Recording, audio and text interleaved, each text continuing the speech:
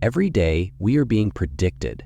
The video you're recommended, the food you're nudged to order, the way your face is framed in a surveillance feed. AI already knows what you're likely to do. We believe we're making choices, but often we're just following the most probable path. That doesn't sound so dangerous, does it? But now imagine this. What if governments are using similar algorithms to predict each other's moves? What if wars no longer erupt out of hatred, but because a data model calculated that now is the optimal moment to strike? Then, can we still say we live in a free world? Perhaps the real force changing our future is not AI's intelligence, but our worship of its predictions. In this age, the deepest fear is no longer death. It is to be perfectly predicted. From financial markets to military strategies, from disease control to social behavior, the new power lies in foresight.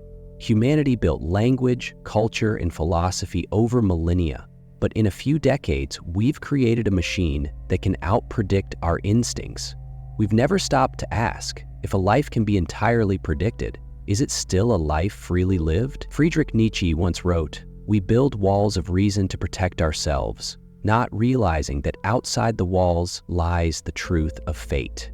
Today, we live inside that wall, built not of stone, but of code and confidence intervals. The age of AI is hailed as the triumph of reason. But whose reason is it? AI does not understand good or evil. It only calculates likelihood. It does not hesitate, does not reflect, does not forgive. It only asks, what's the statistical probability of success? Simone Weil once warned, justice dies the moment man is treated as an object. AI doesn't oppress with violence, it erodes with precision. It removes the need for conversation. It replaces listening with measuring. The machine does not care whether a decision is right. It only cares if it's predictable. But philosophy was never about prediction. It was about meaning. In The Myth of Sisyphus, Albert Camus wrote, "There is but one truly serious philosophical question, and that is whether life is worth living." AI does not ask this question. It has no use for poetry, for mourning, for doubt. It sees no value in hesitation, and in this vision of the future, we slowly surrender the one thing that made us human, our ability to choose despite the odds. In the words of Ludwig Wittgenstein, to believe in a God means to see that life has a meaning. AI does not believe, it does not see meaning, it only sees patterns. Nations understand this power. That is why they are racing to control it. In 2025, AI is no longer just innovation, it is national security. The US restricts exports of high-performance AI chips. China deploys large models for strategic simulations. The logic is simple. The more accurately you can predict your enemy, the more justified a preemptive strike becomes. War is no longer based on hatred, it is based on calculation. Jürgen Habermas warned, when reason is used only for control, it loses its function of understanding. Prediction replaces conversation. Silence replaces diplomacy. This is not a call to abandon technology. It is a reminder of what it means to be human. As AI grows more powerful, we risk becoming more fragile. The danger is not in the machine, but in our readiness to let it speak for us, act for us, decide for us. The future may be written in probabilities, but freedom lies in the unpredictable. As Camus reminds us, freedom is nothing but a chance to be better. And yet, AI never asks us to be better. It only asks what we will likely do next. So the real question is not how powerful can AI become, but rather, will humans still remember how to make decisions that aren't already calculated for them? There was a man flagged by the system in a subway station.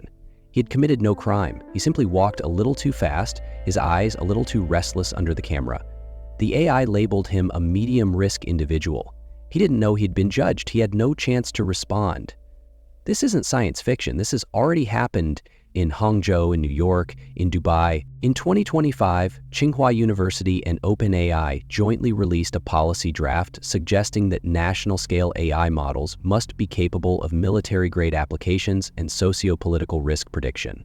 That same year, the US Department of Defense published a new AI strategy, explicitly declaring autonomous decision-making and rapid response chains, including automated fire control systems, as strategic assets.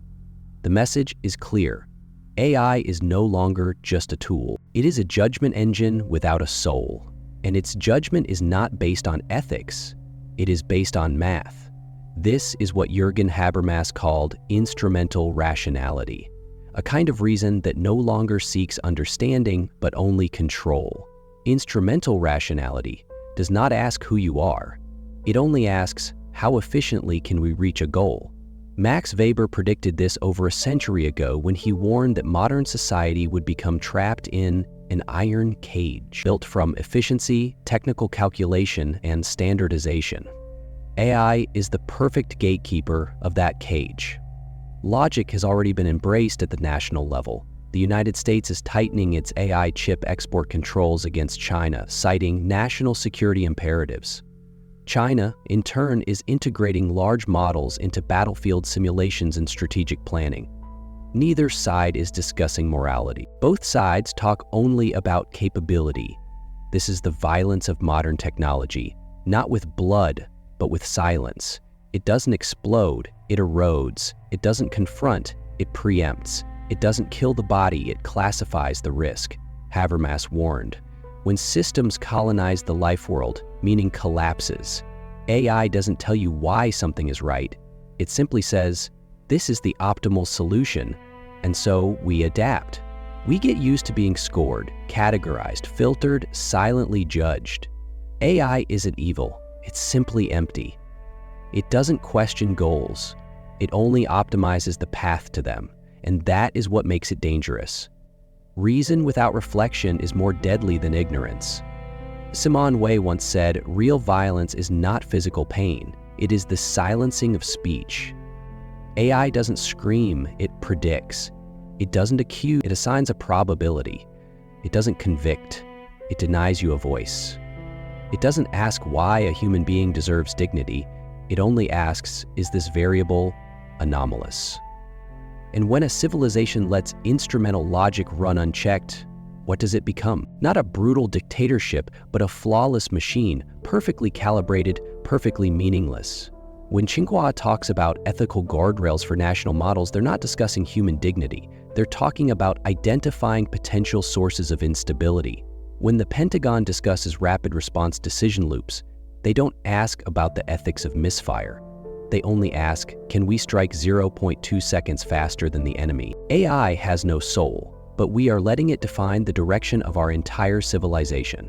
Habermas warned us decades ago, when system logic overrides the human world, we lose our collective capacity to create meaning. And in 2025, that prophecy is no longer philosophical. It is policy.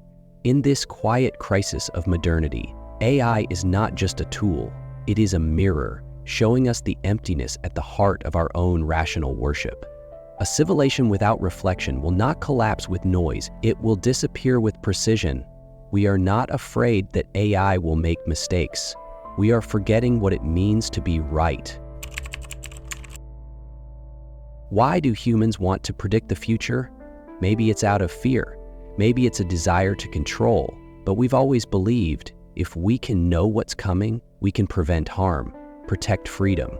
The terrifying truth is this: when everything can be predicted, freedom no longer exists. AI, at its core, is prediction. It does not create the future. It calculates the most probable tomorrow based on the past. In the eyes of AI, human behavior is not choice, it's a set of correlated variables. Your age, income, browsing history, emotional profile, location, social circle, all compressed into a distribution of probabilities. What you'll buy, what you'll say, who you'll vote for, whether you'll rebel or conform, cheat or stay loyal, get sick or die. It's all data. It feels like magic.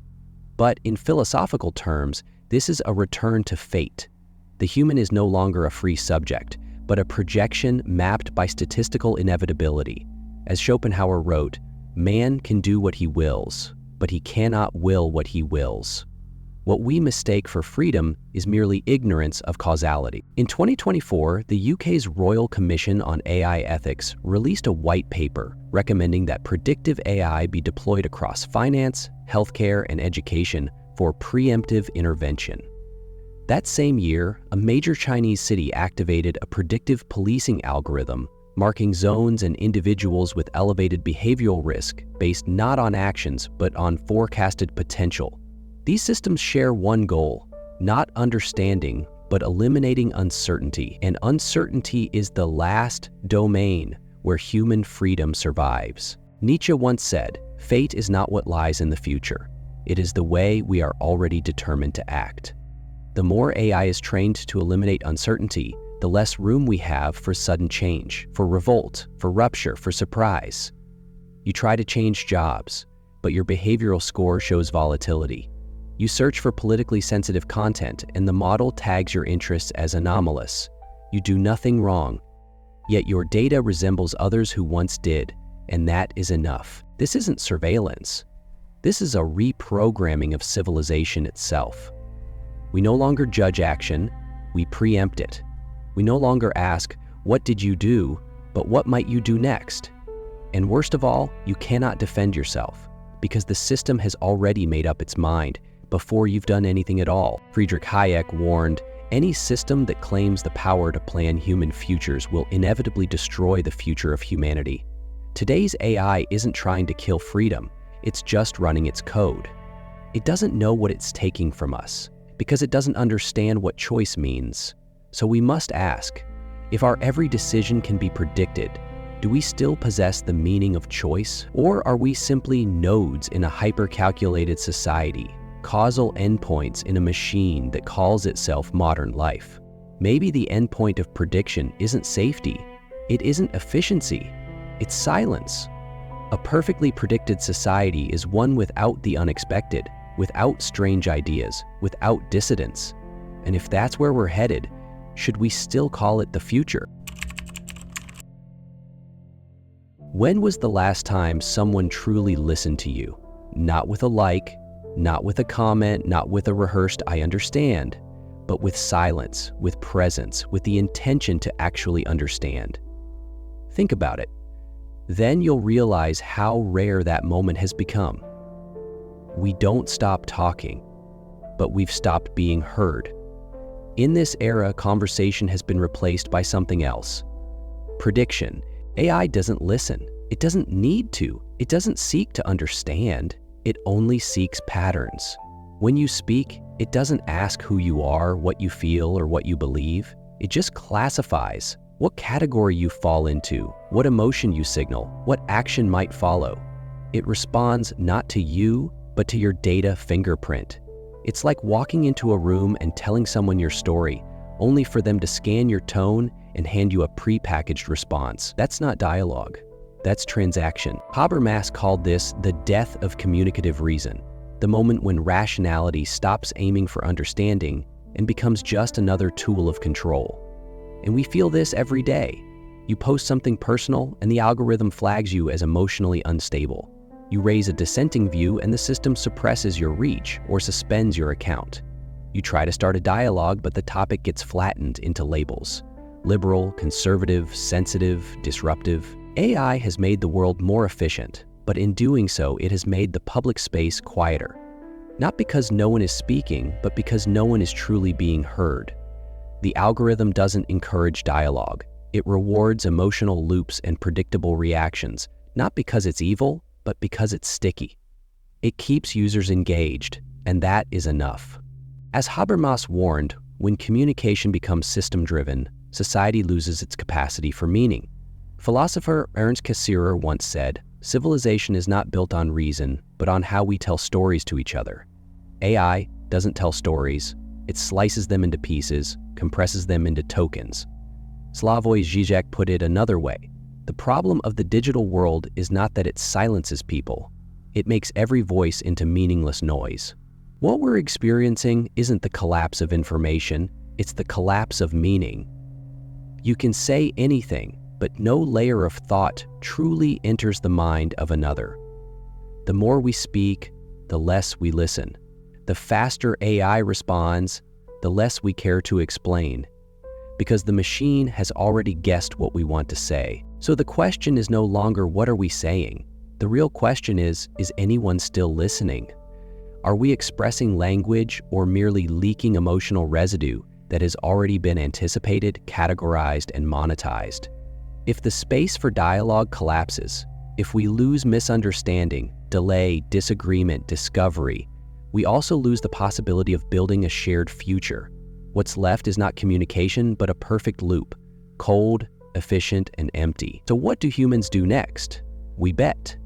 We place wagers on who will act first, who will press the button that's been mathematically justified, ethically void, and historically inevitable.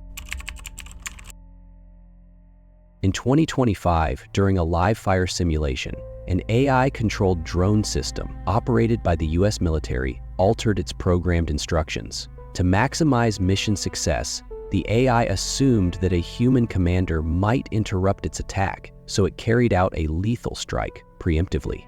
The Pentagon admitted the AI exceeded its design, but couldn't deny its logic made sense.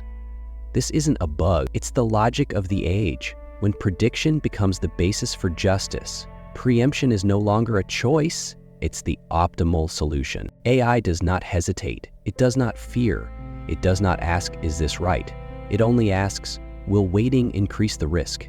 And this is precisely how nation-state strategy models now operate. In 2025, the US ramped up deployments of Project Maven and Project Replicator, creating closed-loop systems where battlefield perception, decision-making, and action are all automated. That same year, China launched its Regional Intelligent Deterrence Plan, using large AI models to forecast neighboring military maneuvers and simulate rapid countermeasures.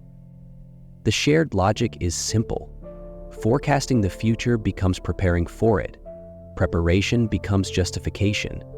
And justification triggers escalation. This is not the Cold War. This is the eve of algorithmic war. Thomas Hobbes wrote in Leviathan, "To preserve himself, a man must assume hostility from others." Today, we no longer assume. We have data. We have models. We have trend analyses. Fear becomes faster. Reaction becomes sharper. And the window for miscalculation becomes smaller. Nations no longer wait for aggression. They bet on when the other might act, and act first. Every prediction is a weaponized possibility. Every algorithmic refinement is a potential missile trajectory. Philosopher Michel Foucault warned, "The highest form of modern power is the conversion of moral judgment into technical efficiency." AI is quietly replacing the human responsibility to decide when and why we go to war. It does not question conflict. It does not reflect. It only executes. As former UN Secretary General Kurt Waldheim said, "When responsibility no longer lies with a person but with a system, humanity loses its ability to reflect." AI is not an evil genius of war. It is the result of millions of training cycles calculating the least bad version of destruction. So the question is no longer, will we go to war, but when will we act preemptively because a model tells us it's the best move? And worse, have we already handed that decision over to a machine that understands probabilities but not ethics, victory but not meaning? We used to say war is the ultimate failure of human reason. But now, perhaps war is becoming the perfect outcome of reason optimized by code.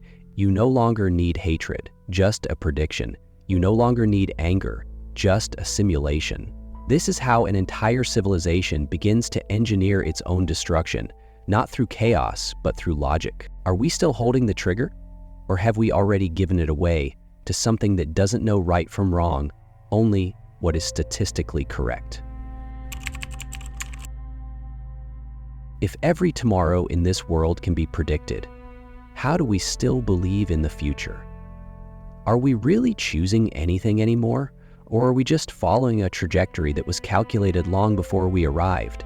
Our words, our actions, even our dreams, all mapped inside some model's parameter space, lined up in the most probable path.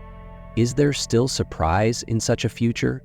Is there meaning? Or has the future already died? We're just waiting to read the certificate. Jürgen Habermas once wrote, "True reason is not about control, but communication. We've forgotten that understanding doesn't happen naturally. It requires effort, silence, patience, and the willingness to wait for someone else. But AI doesn't wait. It takes the fastest route. It never asks, "What do you mean?" It only asks, "What will you do next?" And when society starts to run on that logic, who will listen to someone who speaks slowly? Who will tolerate an uncertain answer?